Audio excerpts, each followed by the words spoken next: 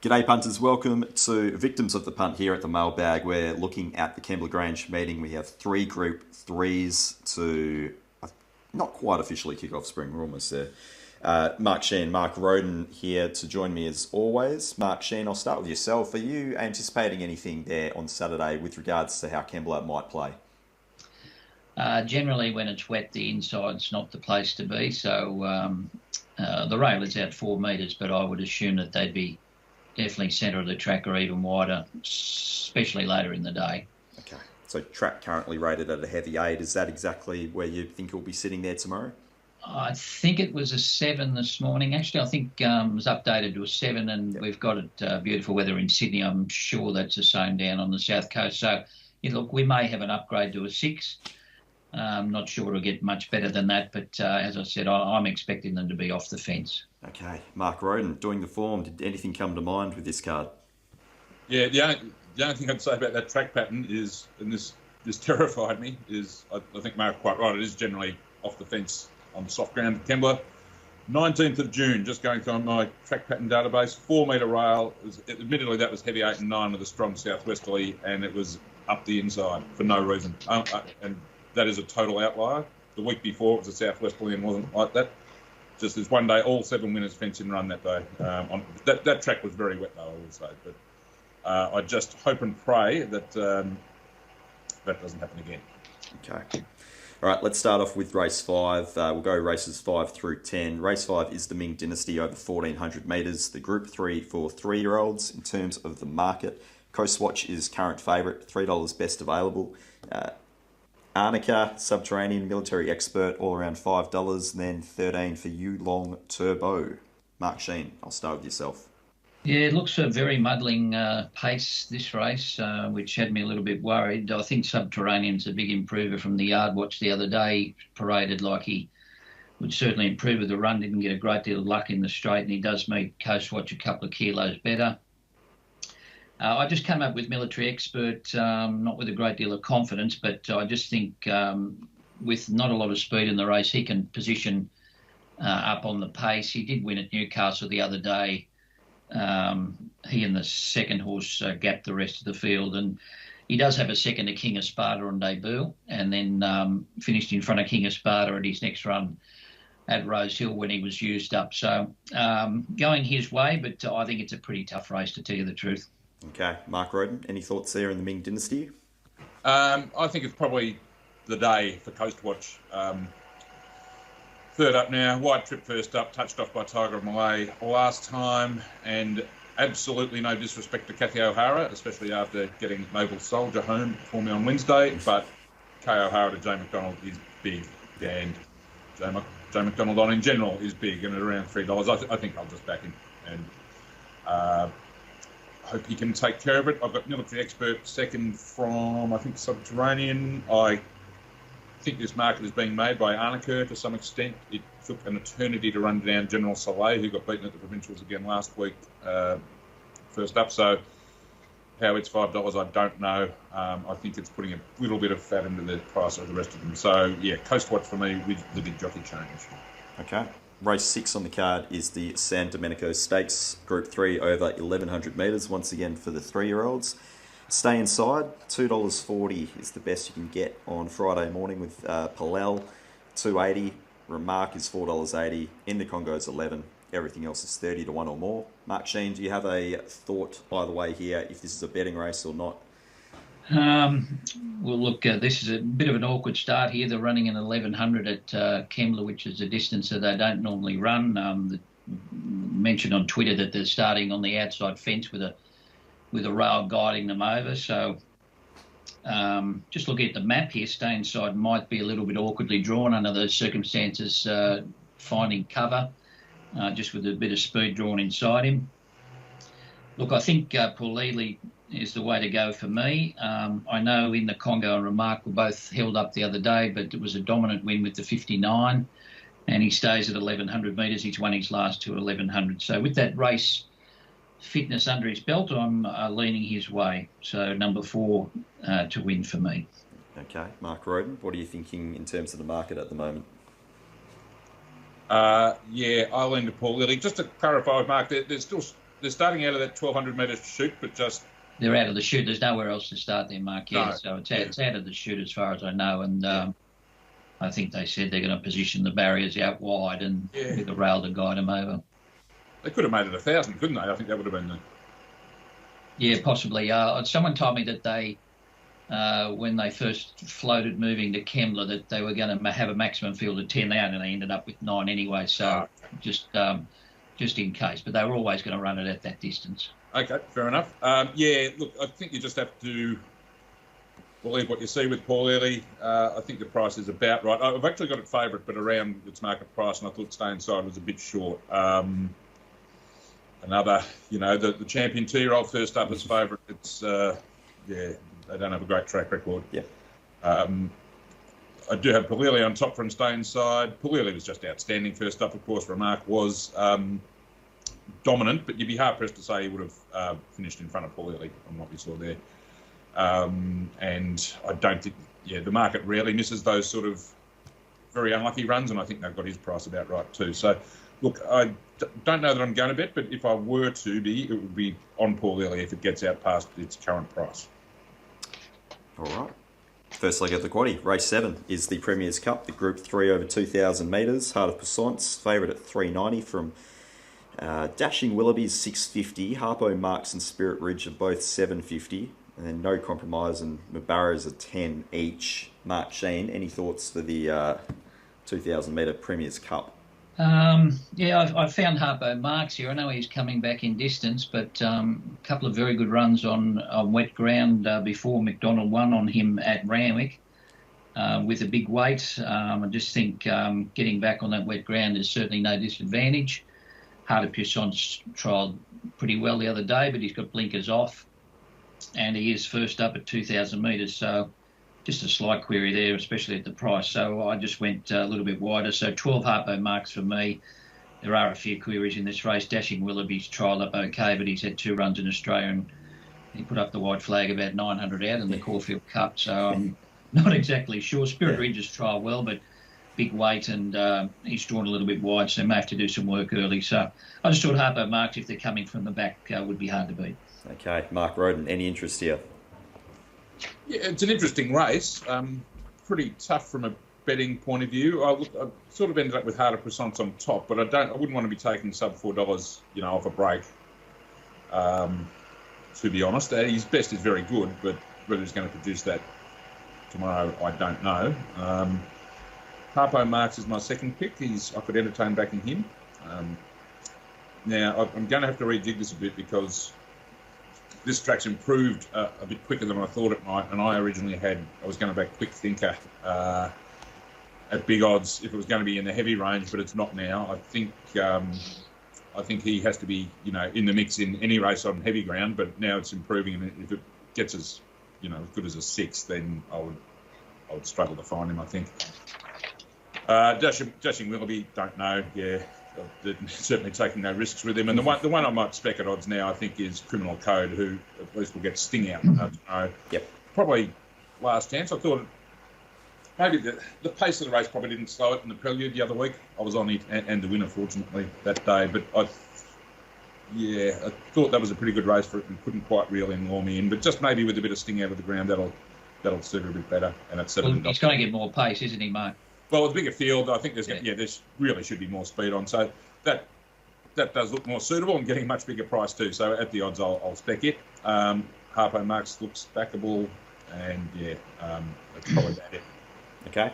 Race 8 is the benchmark 88 over 1,200 metres. King of Sparta is favourite at 290, $4.50 for Tycoonist, $8 Triple Ace. Animate is 10 with Madame Legend and Fast Coney 11. Zakat is 12, Promotions 14. Evens out if you don't like anything top end of the market. Mark Shean, anything here for yourself? Yeah, this is a bit of a conundrum for me. King of Sparta, like he'd had a couple of runs on wet ground and his performances were okay, but there's certainly nothing like he produced at Kembla last start on very fast ground where he was perfectly ridden with the rails in run. So whether he's going to reproduce that on softer ground and perhaps with not the same run in transit. So I just went a little bit wider with Fast Coney. Admittedly, probably would have been better with a heavy, but He just had no luck last week, and the run before he was out the back in a race that was dominated by on paces. So he hasn't had a great deal of luck. Yeah, I'm not sure I want to tumble for the favourite at the price, so just going a little bit wider with Fast Coney, number 11 for me. But the chances don't end there, I wouldn't think. Okay, Mark Rhoden, anything for yourself in race 8? Yeah, I think I've got King of Sparta on top. It's hard not to after what he did last time, but it is, the price is going to be the issue. Is that second up off a pick like that at this sort of price range is a worry, and of course, as Mark said, it's going to be on a softer track as well. I don't think 290 is great value. Hoping the track improves a bit more, I could give Triple Ace a chance. Good win in Brisbane last time, I thought, and he's just a very consistent horse, full stop. Tycoonist covered ground last start. I'm not convinced he's any superstar, but he's in the race. I wouldn't back him at the price, but I have got him third pick. Then I'm out to Madam Legend. Sting Out will help her, and then Fast Coney. I was really taken with King of Sparta last time. I just want a bit better price to back him in this. And so just at the prices, might back Triple Ace. Okay. Might be a watch late there potentially on the day as well. Race 9, benchmark 78, and Matt $3.10 heads the market from 440 Majestic Shot, 6-gun, Glen Eagles on the lead, all around that $10 mark. And then on Florage, $13. Hulk, there he is again, $14. Mark Shean, race 9 for yourself. I do like Andermatt. I think 310's getting a bit skinny though, but his runs, he won his first start at Kembla. He's very good first up, and he does like wet ground. He's got McDonald, had a trial earlier in the week and seemed to go okay. He's been gelded, as I said, so I think this does set up nicely for him. Majestic Shot's drawn a bit awkwardly there. Just have to see if they're coming right down the outside from barrier number 14. Obviously, she's hard to beat if she gets the right run, but I just think Andermatt will position up a bit closer in the run perhaps and get the better run in the middle of the track. So the other one I thought is certainly on the improved Duchess, who's a good wet tracker and has good form at Kembla. Okay, Mark Rhoden, race 9 for yourself. I thought the favourites are a bit short here, Andermatt and Majestic Shot.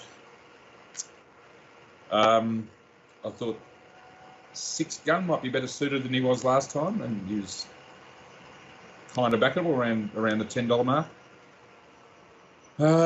Hulk, he's been $6 or shorter his last 6 starts and hasn't won, and he's going to be more than double that tomorrow. I think I'm going to have to back him at $14. I know people probably want to throw things at me for suggesting that, and I can understand why, but he's big track and fast run 1,000, that's him, and $14, I backed him as favourite 2 or 3 runs. He's going to run last, and we're getting $14 this time. I mean, that's the only justification for this madness, but that's the way I'm thinking. And where were we after that? I thought on Forage could go better on a softer track, although if it improves too much, maybe that's out of the equation too.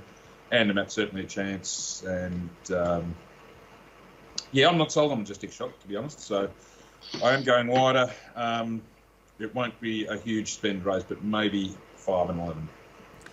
Okay, that brings us to the last race 10, benchmark 78 over 1,500 metres, and joint favourites at the top, Yee and King's Air.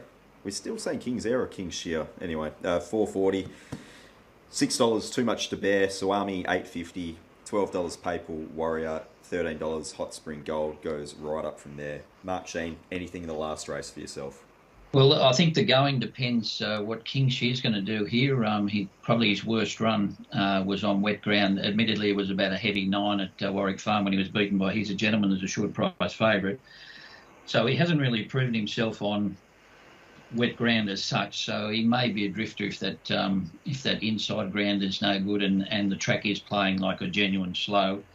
I think Yee back on wet ground is the way I want to go. He was impressive winning at Newcastle, been against ordinary opposition first up.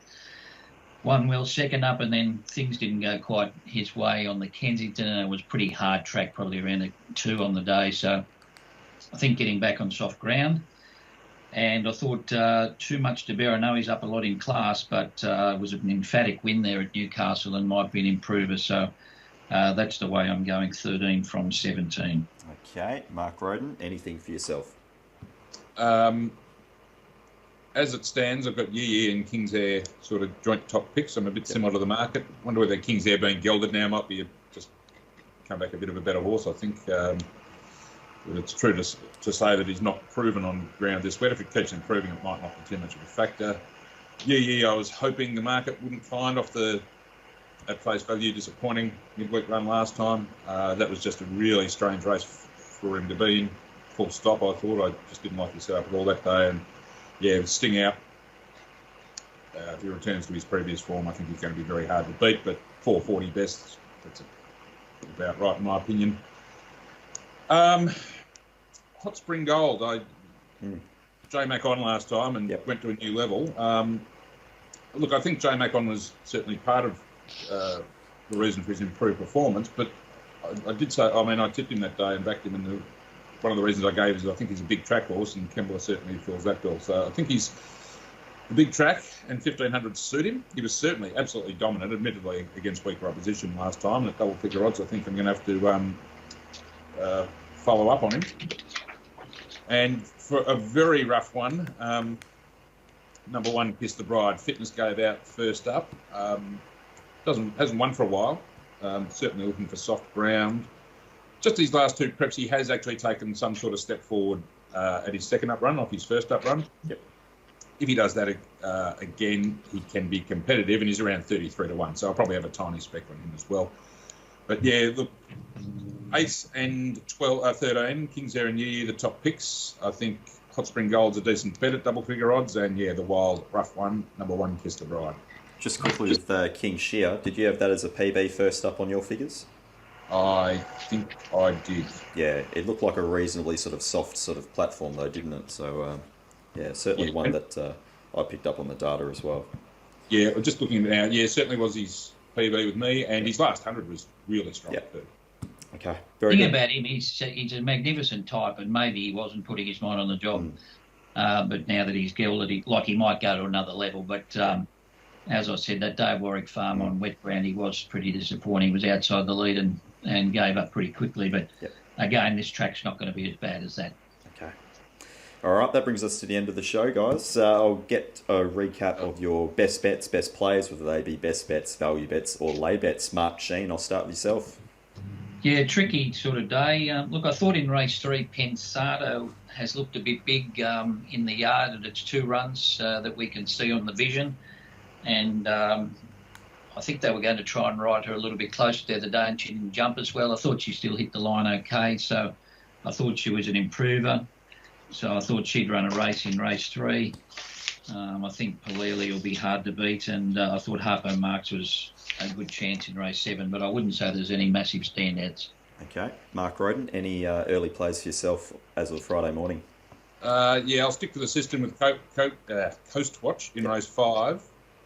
And other than that, I'm not, super keen. I'll be looking for wider things, maybe around the double figure mark like Hot Spring Gold in the last. Okay, and we've got a couple of quick questions here from Ron, so we'll fire through these. Question 1, how does Mark Shean feel about the latest attempt to improve rugby league overall? You're into the second last round, Mark. How's the game treating you? You've got a $1.05 favourite, $2 favourite, $7 favourite to round out round 24. Look, I probably shouldn't, no comment here, I'll end up in court or something. I think it's a debacle. Look, I'm not a close rugby league follower, but just the fact that they're making such a drastic, it is coming in, this drastic rule change about kicking to touch with 2 rounds to go in the regular season, that's just unheard of, isn't it? Well, yes. I don't think it'll end there either, man. Okay. Ron's that's called megalomania. Yeah. Megalomania indeed. Speaking of which, Ron, I think, is taking a little bit of the mickey here, but can anyone recall any old tales of keys in the bowl type behaviour amongst riders or participants? I'll leave that to Mark in Melbourne. What's that supposed to mean? It's clearly a south of the border sort of activity, isn't it? Yeah, there was Look, I've got no inside knowledge of what went on down on the peninsula, but a few other racing participants were putting their rule in the water, speculating what might have happened there. So. Exactly. One for Racing Twitter, I think, that one. And then finally, did Tommy get off light, copping only a month? Why is there seemingly more sympathy for him than the gun, who goes without an earn for at least 3 months and could have obviously come to something worse happening? It looked pretty nasty. What did Hugh Bowman get for something similar at that day on Smart Image? Was that? I think that was more than 4 weeks, wasn't it?